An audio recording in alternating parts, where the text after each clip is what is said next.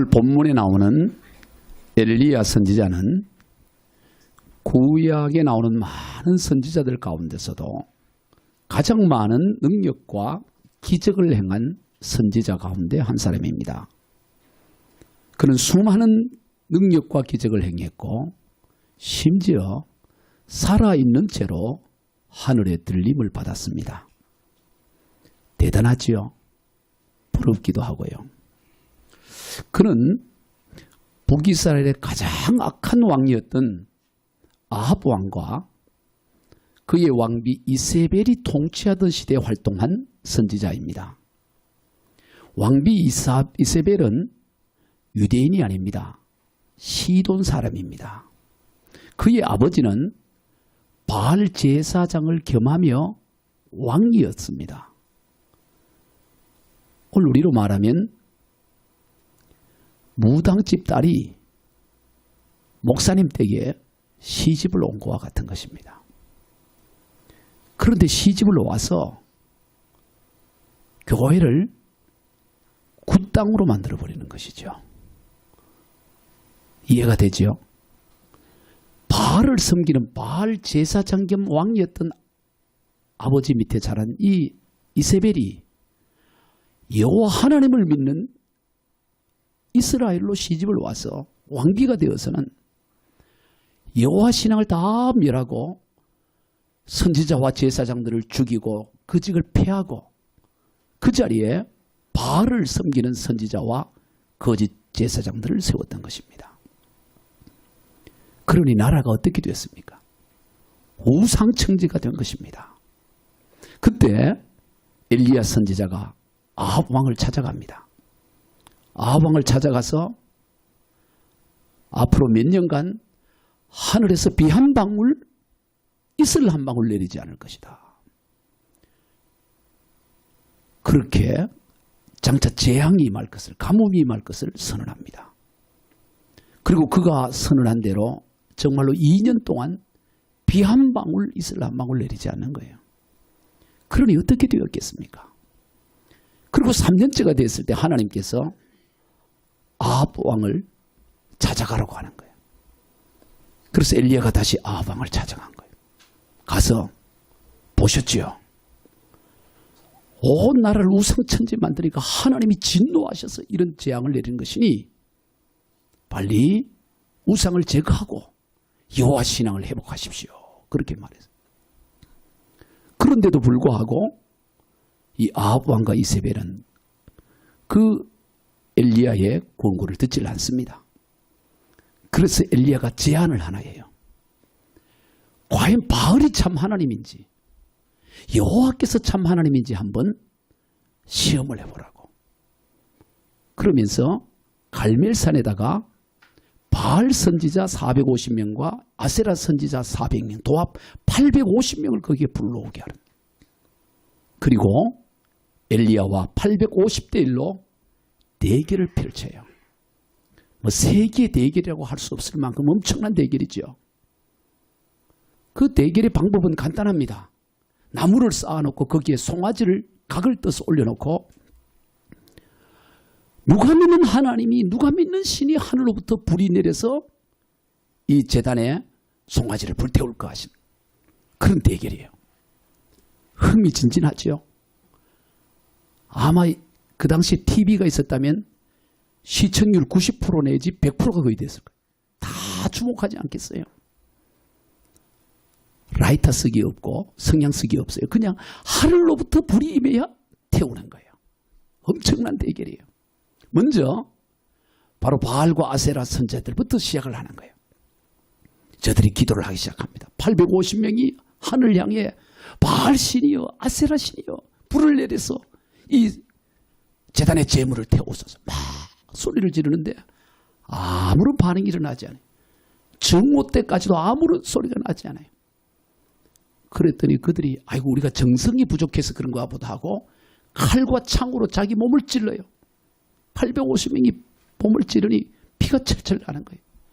그러면서 소리를 저녁 때까지 지르는 거예요. 열왕기상 18장에 보면 미친 듯이라는 표현을 써요. 미친 듯이 소리를 지르는 거예요.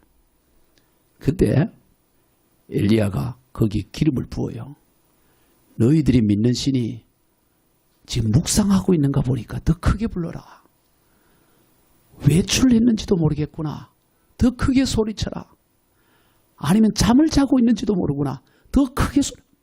그래 저들이 막 소리를 지르면서 하늘에 불이 임해서 이 재물을 태워달라고 그렇게 기도했지만 아무런 일이 일어나지 않습니다. 이제 바톤이 체인지가 되는 거예요. 이제 엘리야 차례예요. 여러분 결과가 어땠을까요? 엘리야가 하나님 앞에 기도하자마자 하늘에서 불이 내려오는데 그 전에 엘리야가 뭐라고 하느냐면 그냥 이렇게 하면 싱거우니까 항아리 통에다가 물을 가득 담아와서 이 송아지와 나무 위에다가 물을 부으라는 거예요. 그래서 큰 항아리 4통에다가 물을 가득 담아서 부어요. 그걸 몇 번 합냐? 3번을 그렇게 합니다. 그럼 몇 항아리가 부어졌을까요? 4, 1, 4, 4, 2, 8, 4, 3, 12 12항아리가 부어지는 거예요. 12항아리. 흠뻑 적시는 거예요. 그랬더니 이 물이 얼마나 철철 넘치는지 그냥 도랑이를 채울 만큼 물이 가득. 그리고 하나님 앞에 기도하는 거예요. 하나님이여 하고 기도하는 순간 하늘에서 불이 떨어지는데 그 불이 얼마나 강력해지 송아지와 나무를 태우는 정도가 아니라 주변에 물을 다 불태우는 거예요. 여기에서는 박수가 나와야 돼요. 이런 장면이 나올 때는. 할렐루야. 성경이 나오는 베스트 10 장면 가운데 사홍기 그룹에 드는 이런 멋진 장면이죠. 그리고 나서 이 엘리야가 850명의 이 거짓 선자들 기손 시내까지 가서 한 사람도 남김없이 다 죽여요. 여러분 사람 죽인다는 게 쉽지가 않아요. 닭 한 마리도 이 목을 자른다는 게 쉽지 않는데 850명을 쳐서 죽이네. 물론 엘리야가 혼자서 다 하진 않았겠지만 그러자 하늘에서 비로소 천둥이 치고 큰 비가 내려서 모든 가뭄을 다 해결하는 거예요. 자, 이 정도 되면 이제 아합과 이세벨이 어떻게 반응해야 될까요? 백성들이 어떻게 반응해야 되겠습니까? 바알이 가짜였구나. 아세라 이거 아무것도 아니었네. 우리가 속았네. 하고 돌이켜야 되지 않겠습니까? 그런데 아합과 엘리야가 그러질 않아요. 도리어 엘리야를 죽이겠다고. 아합과 이세벨이 엘리야 죽이겠다고 달려드는 거예요. 이세벨이 엘리야를 죽이겠다고 사람 하나를 보내요. 열왕기상 10장 19장 2절을 우리 같이 한번 봅니다. 시작. 이세벨이 사신을 엘리야에게 보내어 이르되 내가 내일 이맘때에는 반드시 내 생명을 저 사람들 중 한 사람의 생명 같게 하리라. 그렇게 하지 아니하면 신들이 내게 벌 위에 마땅하니라 한지라.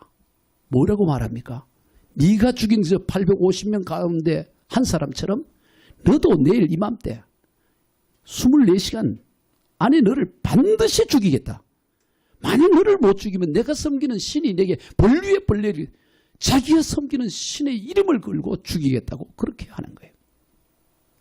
자, 이 정도 되면 이런 상황이 되면 엘리야가 어떻게 반응해야 할까요? 만약 여러분이 엘리야였다면 어떻게 반응하겠습니까? 한번 해볼까요? 시작. 한번 반응을 해봐. 이런 소리가 들리면 반응이 나와야 될 거 아니겠습니까? 어떻게 반응하죠? 에? 도망가? 아니 어떻게 반응해요? 좀 전에 850명과의 대결에서 승리를 했어요. 하나님의 어마어마한 역사를 경험했습니다. 그런데도 불구하고 이세벨을 죽이겠다고 달려들면 웃기고 있네. 뭐 이렇게 반응해야 되지 않아요? 아니면 뭐 이러든가 뭔가 이렇게 반응이 있어야 되잖아요. 반응이. 아직도 정신을 못 차리고 있네 저것들이. 정말로 죽으려고 헌장을 했나 이러면서 반응을 해야 되잖아요. 아니면 하나님 앞에 기도해야 되지 않습니까? 하나님, 저들이 저렇게 어리석습니다. 이렇게 명백한 하나님의 역사 앞에서도 그 하나님을 경외하지 않고 더욱더 악해집니다. 그렇게 기도해야 정상 아니겠습니까? 그런데 엘리야가 그렇게 반응하지를 않아요. 어떻게 반응합니까? 이세벨 왕비가 죽인다고 그러니까 도망을 가는데 혼비백산이 되어 도망을 가는데 이 갈멜산에서 남쪽 끝인 이 부엘세바까지는 약 180km 떨어져 있어요. 180에서 200km를 쉬지 않고 도망가는 거예요. 걸음만 나살려라고 도망가는 거예요. 그리고는 사원을 거기에 머물러 놓고는 또 하루길 광야로 뛰가는 거예요. 광야는 사람이 살 수 없는 그런 데. 그리고 광야로 가다가 로뎀나무 아래에서 그냥 지쳐서 쓰러지면서 뭐라고 얘기했냐. 하나님, 나 좀 죽여달라고. 우리 열왕기상 19장 4절 읽어봅니다. 시작.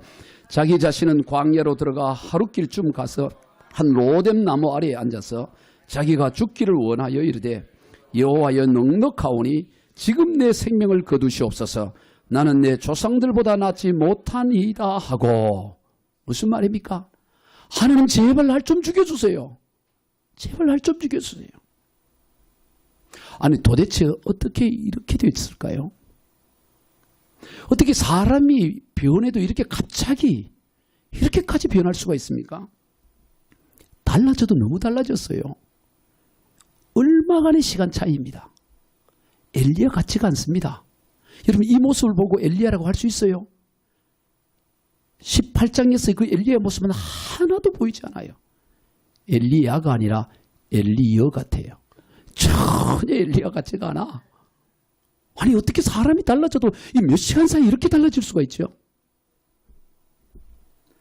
성도 여러분, 사람은 누구를 막론하고 쉽게 무너져 내릴 수 있어요.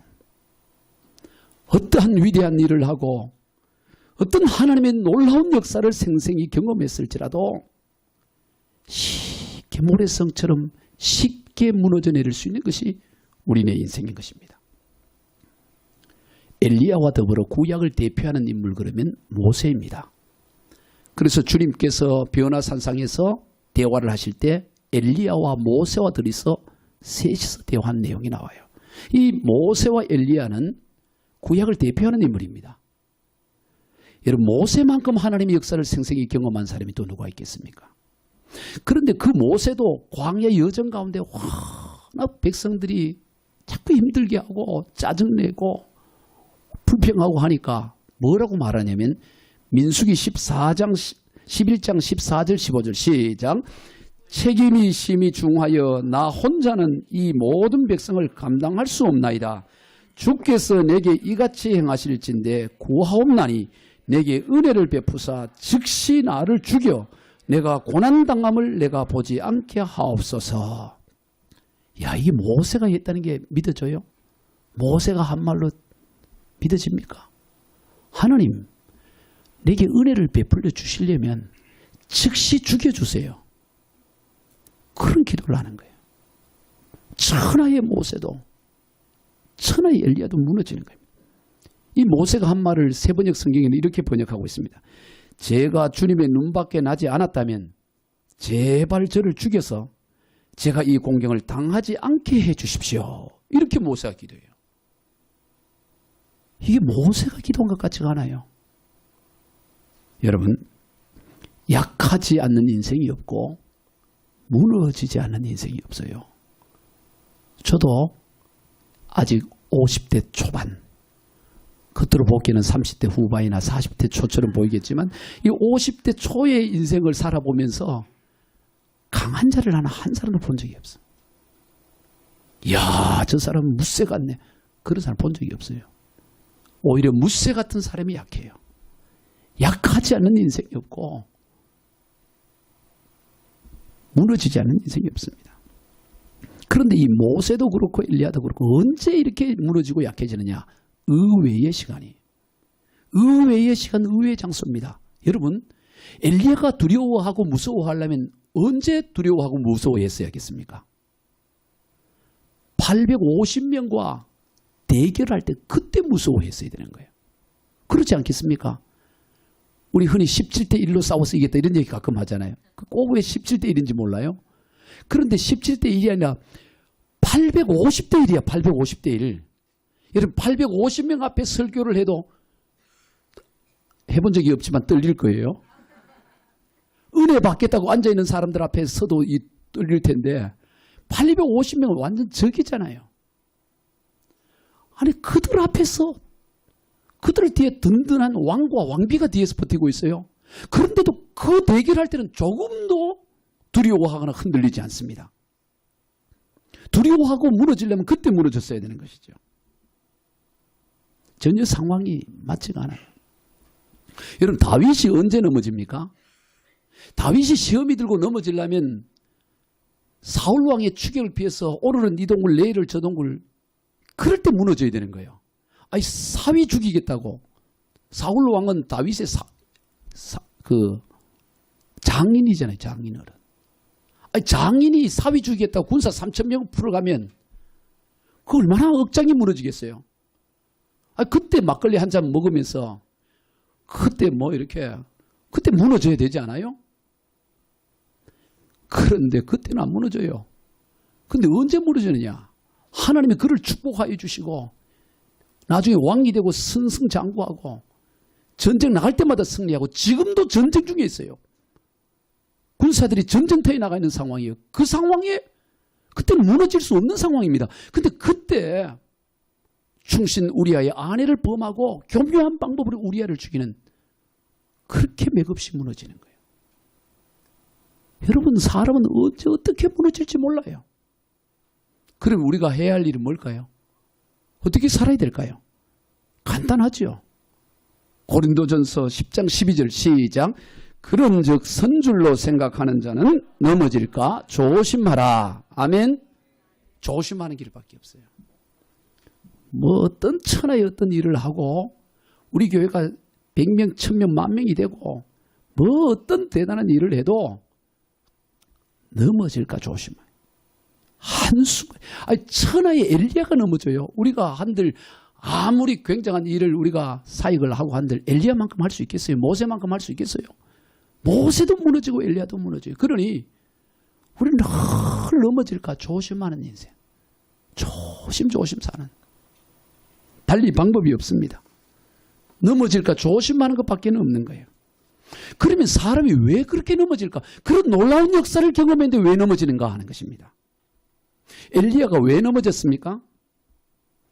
하나님을 바라보지를 않고 형편을 바라봤기 때문에, 상황을 바라봤기 때문에.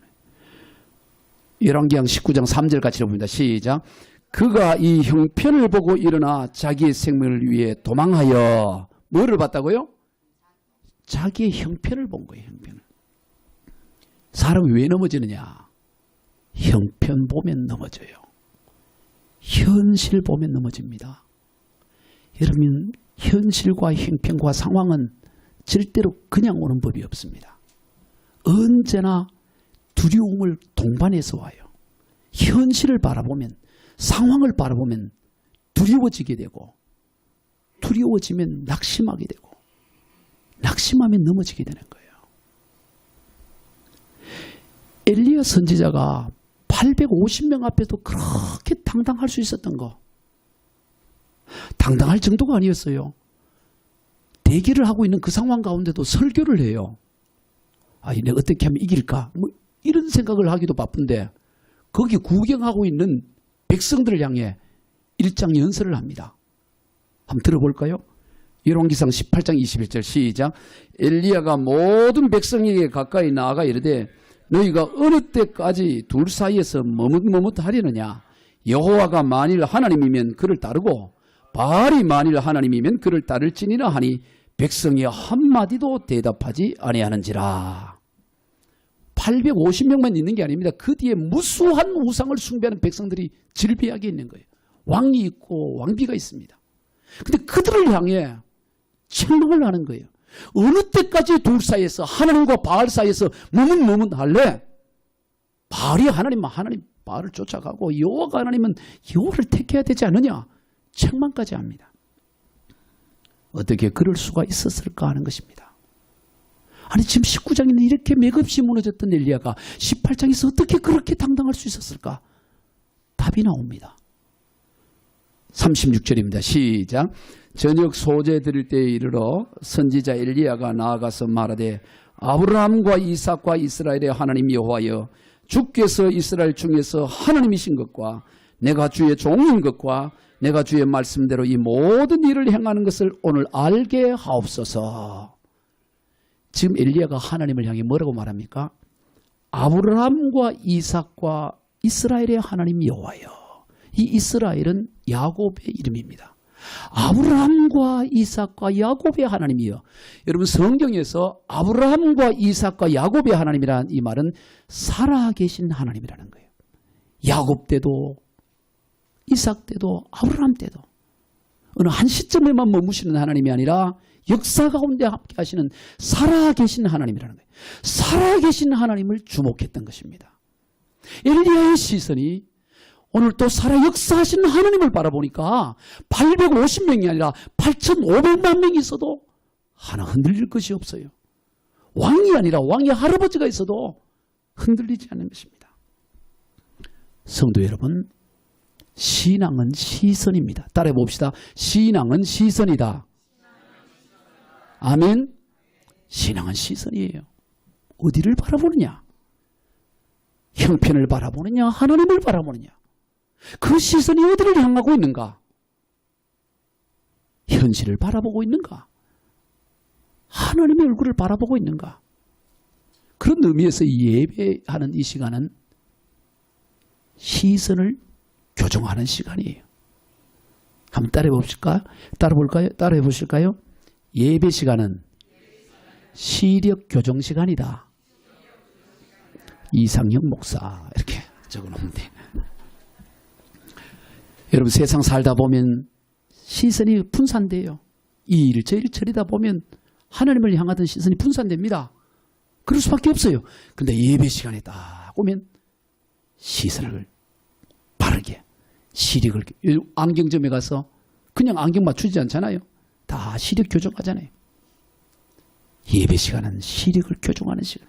그래서 하나님을 향하게 하는 거예요. 잡다한 것 바라보지 않고 하나님 바라보고.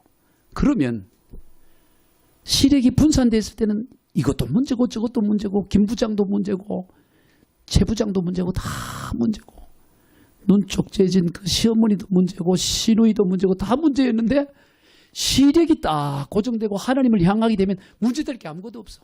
850명이 아니라 8,500만 명이 있어도 아무 여동하지 않을 수 있는 그런 예배가 되기를 주의 이름으로 축원드립니다. 주님 바라보는 시간이에요. 그러면 평안이 와요. 놀라워요. 여러분 예배 드리기 전과 예배 드린 후는 완전히 다릅니다. 안경을 썼을 때와 안경을 벗을 때가 달라지는 것처럼 똑같은 상황이지만 어떤 안경을 쓰느냐 보이는 게 전혀 다르잖아요. 예배를 통해 시력이 반듯하게 교정이 되어지면 세상이 달려버려요. 괴로웠는데 찬양이 나와요. 주님 바라보면 괴로울 때 주님의 얼굴 보라 평화의 주님 바라보아라 세상에서 시달린 친구들아 위로의 주님 바라보면 어떻죠? 괴로울 때는 뭐 할 때냐? 주님 바라볼 때. 이 안경이 눈이 침침할 때는 빨리 시력 교정해야죠. 바르게 볼 때예요. 주님 바라보라. 그럼 어떤 일이 날까요? 눈을 들어 내 모든 염려 주께 맡겨라 슬플 때에 주님의 얼굴 보라 사랑의 주님 안식 주리라. 아멘. 주님 바라보면 안식이 와요. 상황이 편해져서 거기서 안식이 오는 게 아닙니다. 문제가 다 해결돼서 안식이 오는 게 아니에요. 교정이 잘못되어 있는데 뭐 어떻게 한들 제대로 되겠어요. 우리 다시 한번 찬양해 볼까요? 괴로울 때 주님의 얼굴 보라. 1절 같이 한번 시작.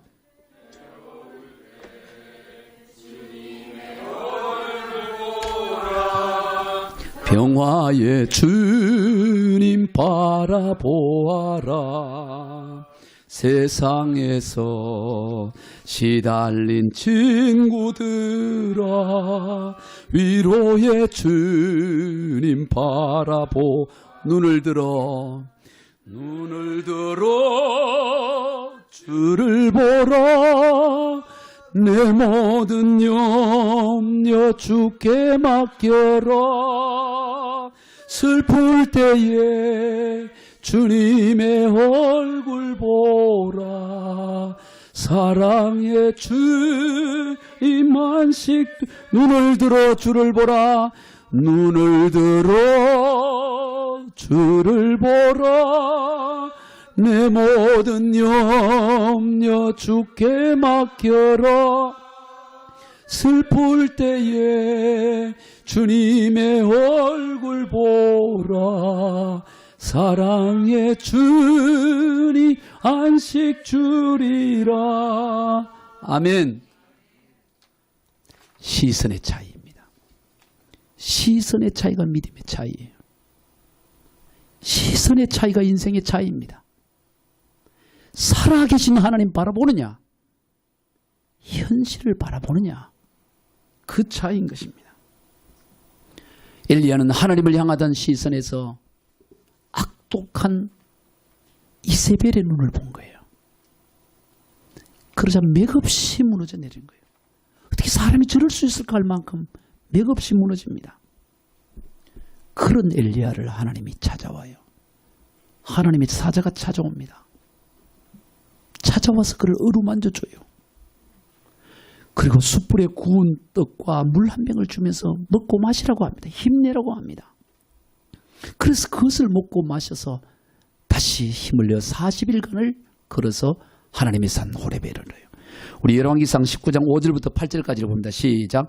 로뎀 나무 아래에 누워 자더니 천사가 그를 어루만지며 그에게 이르되 일어나서 먹으라 하는지라. 본즉 머리맡에 숯불에 구운 떡과 물이 있더라.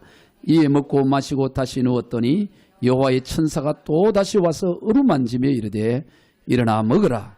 내가 갈 길을 다 가지 못할까 하노라 하는지라. 이에 일어나 먹고 마시고 그 음식물에 힘을 의지하여 40주 40야를 가서 하나님 산 호렙에 이르니라. 아멘. 지금 낙심해서 차라리 제발 죽여달라고 하는 그 엘리야를 하나님의 사자가 찾아와서 엘리야, 너 지금 뭐하고 있냐? 너 지금 제정신이냐? 아니, 사람이 어떻게 이렇게 약할 수 있어? 그렇게 책망하지 않아요. 낙심해서 죽기를 구하고 있는 엘리야를 찾아가서 뭘 하죠?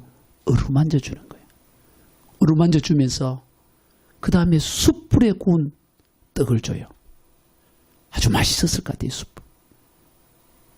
번개탄이 아닌 숯불에 구워가지고 아주 맛있게 해서 또 목마를까 봐 물 떠주는 거예요. 여러분 주변에 누가 낙심한 사람이 있습니까?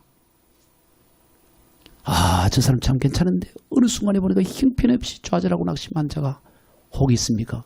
그때는 밥 사줄 때예요.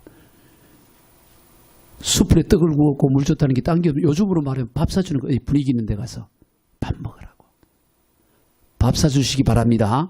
야단차고 네가 왜 그러고 있냐고 이렇게 책망할 때가 아니라 어루만져주고 밥을 사주는 거예요. 여러분 우리 하나님은 꺼져가는 등불을 끄지 않으시고 상한 각대를 꺾지 않는 하나님이에요. 사람은 그러냐 막 그럴 수 있는데 하나님은 그런 법이 없어요.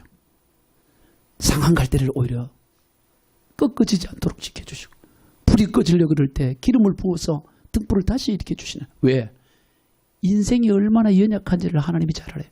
우리 인생의 체질이 얼마나 부족한지 얼마나 부족것없는지 하나님 잘 알기 때문인 거예요. 우리 시편 103편 13절 봅니다. 시작. 아버지가 자식을 긍휼히 여김같이 여호와께서는 자기를 경외하는 자를 긍휼히 여기시나니 이는 그가 우리의 체질을 아시며 우리가 단지 먼지뿌림을 기억하심이로다. 아멘. 그분이 우리 하나님이에요. 우리가 얼마나 연약한지를 잘 알아요. 우리가 먼지뿌림을 알아요. 그래서 위로해 주는 거예요. 여러분 사람은 위로가 필요해요. 요한복음 21장에 보면 제 아들이 예수님께서 십자가의 죽임을 당하자 다 옛날 하던 옛생활로 돌아가 버려요. 갈릴리 바닷가에 가서 다시 그물 내리고 물고기 잡아요. 그를 예수님이 찾아가요. 그런데 빈손으로 찾아가지 않습니다. 예수님이 그들 찾아갈 때 뭘 들고 찾아갔을까요? 빈손으로 가지 않아요. 역시 이날 또 숯불 준비해 가요. 아, 숯불. 숯불에 이번에는 떡을 구운 게 아니고 뭐를 구웠을까요? 생선. 싱싱한 생선을 구워놓고 그리고 먹을 거를 준비해놓고 그 물고기 잡이하다가 지쳐오는 제자들에게 이리 오라고. 그리고 일단 먹여요. 다 먹여줘요.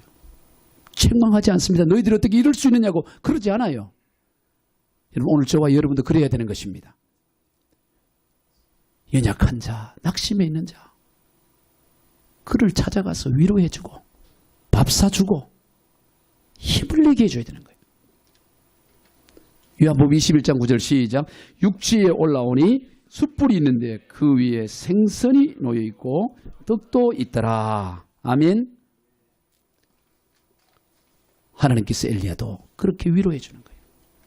그러니까 먹고 나서 힘을 내서 40일을 달려가는 거예요. 다시 또 40일 가서 십계명이 임했던 거기에 하나님이 임재했던 호렙산에 이르는 거예요.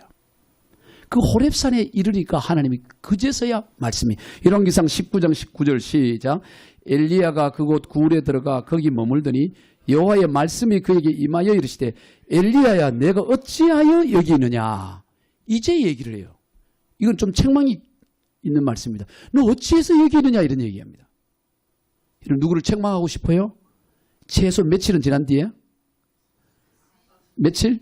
40일은 지나야 돼. 최소 40일이 지난 뒤에 그제서야 우리 하나님께서 너 여기 뭐 하고 있냐고 그때 책망하는 거예요.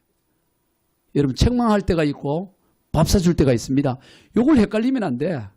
또 동시에 하면 안 돼. 밥 사주면서 책망하면 그건 더 안 돼. 그럼 밥 사줄 때는 그냥 반반 사줘. 위로해주고 그리고 한 40일 지난 뒤에 그때 이러면 이렇게 들어가야 돼요. 만약 로뎀 나무 아래서 죽기를 원하고 있는 엘리야에게 하나님 너 뭐 하고 있냐 그러면 엘리야가 어떻게 했을까요? 발끈하고 일어났어요. 죽여달라고요. 죽여달라고. 그러면 하나님도 난감한 거예요. 그러니까 하나님도 다 먹여주고 위로해주고.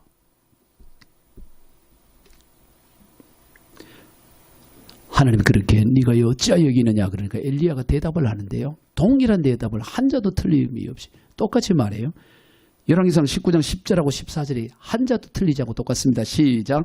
그가 대답하되 내가 만군의 하나님 여호와께 열심히 유별하오니 이는 이스라엘 자손이 주의 언약을 버리고 주의 제단을 헐며 칼로 주의 선지자들을 죽였음이오며 오직 나만 남았거늘 그들이 내 생명을 찾아 빼앗으려 하나이다. 14절도 마찬가지입니다. 여러분 이 말이 무슨 뜻일까요? 이 말 속에는 나는 할 만큼 다 했다는 거예요. 하나님. 나는 할 만큼 다 해서 기도도 할 만큼 했고 헌금도 할 만큼 했고 나는 예배도 할 만큼 드렸고 나는 할 만큼 다 했어요. 그런데 이게 뭡니까? 이런 의미가 포함되는 거예요. 그리고 이제 나밖에 없습니다. 이거요. 다 죽어보고 나밖에 없습니다. 이제 나도 죽을 일만 남았습니다. 그런 의미가 있는 거죠. 정말 그랬을까요? 과연 엘리야가 할 만큼 다 했을까요? 그렇지 않습니다. 여러분 누구나 상황을 보고 형편을 보면 두려워지고요. 두려워지면 낙심이 되고요. 낙심이 되면 시야가 좁아집니다. 멀리 보지 못하고 좁아져요. 그래서 자기밖에 안 보여요. 두려워지면 낙심이 되면 시야가 좁아져서 자기밖에 보이지 않아요. 내가 이렇게 했는데 내가 당신한테 내가 이렇게 했는데 내가 남편이라고 이렇게 했는데 내가 아내로서 이렇게 했는데 자기가 한 것밖에 보이지 않는 거예요. 엘리야가 나는 할 만큼 했다는 거예요. 그런데 그걸 엘리야가 사실 한 겁니까? 불을 땡긴 게 엘리야가 땡긴 거예요? 하나님이 허락해서 한 거지. 하나님이 다 하신 거 아니에요. 내가 한 것이 없어요. 따라해 봅시다. 내가 한 것이 없습니다. 여러분 내가 한 것이 없다고 생각하면 원망할 게 없어요. 다 내가 했다고 생각하기 때문에. 그래서 누구 원망하고 낙심하고. 사도 바울이 얼마나 놀라운 사역을 했어요. 사도 바울만큼 어마어마한 일들을 한 사람이 누굽니까? 그런데 바울은 내가 한 게 아무것도 없다는 거예요. 다 하나님이 하셨다. 내가 이렇게 한 것도 하나님의 은혜로 된 거다. 우리 고린도전서 15장 10절을 봅니다. 시작. 그러나 내가 나된 것은 하나님의 은혜로 된 것이니 내게 주신 그의 은혜가 헛되지 아니하여 내가 모든 사도보다 더 많이 수고했으나 내가 한 것이 아니요 오직 나와 함께 하신 하나님의 은혜로다. 하나님이 행하십니다. 하나님이 하세요. 내가 했다 그러면 나밖에 안 보고요. 아무도 보이지 않아요. 그런데 하나님이 하시다 그러면 보여지기 시작해요. 7,000명이 보여집니다. 아, 나만 믿는 줄 알았는데 아니었구나. 하나님이 하셨구나. 하나님이 일하고 계시는구나. 그게 보여져요. 하나님의 말씀입니다. 18절 시작. 그러나 내가 이스라엘 가운데 7,000명을 남기리니 다 바알에게 무릎 꿇지 않고 다 바알에게 입 맞추지 아니한 자라. 야, 너만 했다고 너밖에 없다고 그런 소리 하지 마라. 네가 한 게 아니야. 내가 하고 있고 또 너만 있는 게 아니야. 7,000명이 있다. 그렇게 주님 말씀하는 거예요. 그 사실을 엘리야가 세미한 하나님의 음성을 듣는 가운데 깨닫게 되는 거예요. 우리 11절 12절 또 읽어봅니다. 시작. 여호와께서 이르시되 너는 나가서 여호와 앞에 산에 서라 하시더니 여호와께서 지나가시는데 여호와 앞에 크고 강한 바람이 산을 가르고 바위를 부수나 바람 가운데서 여호와께서 계시지 아니하며 바람 후에 지진이 있으나 지진 가운데도 여호와께서 계시지 아니하며 또 지진 후에 불이 있으나 불 가운데도 여호와께서 계시지 아니하더니 불 위에 세미한 소리가 있는지라. 세미한 소리를 들어요. 세미한 하나님의 음성을 들어요. 그랬더니 어떤 일이 납니까? 그렇게 두려워해서 수백 킬로를 도망갔던 엘리야가 뻘떡 일어나는 거예요. 그리고 7,000명을 찾으러 달려나가는 거예요. 사역자를 세우고 다시 열왕기상 18장의 엘리야로 회복이 되어지는 거예요. 여러분, 우리가 언제 회복이 될까요? 시선을 어떻게 교정할까요? 예배는 시력을 교정하는 시간인데 어떻게 우리의 시력을 교정할 수 있습니까? 세미한 하나님의 음성을 들어야 돼요.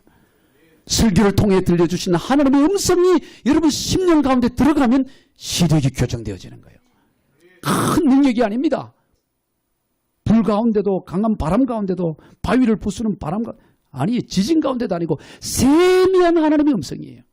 그 세미한 하나님의 말씀을 들으니까 시력이 교정되고 무너졌던 엘리야가 뻘떡 일어나서 다시 7,000명을 찾아 달려나가는 인생이 되는 것입니다. 오늘 저와 여러분의 드려지는 예배가 그런 시간 되기를 소망합니다. 하나님의 세미한 음성이 들려서 세상으로 흩어졌던 우리의 시력이 교정이 되어지고 다시 하나님을 바라봄으로 말미암아 어떤 850명이 아니라 85,000명이 달려들어도 요동함이 없는, 그래서 다시 회복되어 승리해가는 저와 여러분 다 되시길 주 예수 그리스도 이름으로 축원드립니다.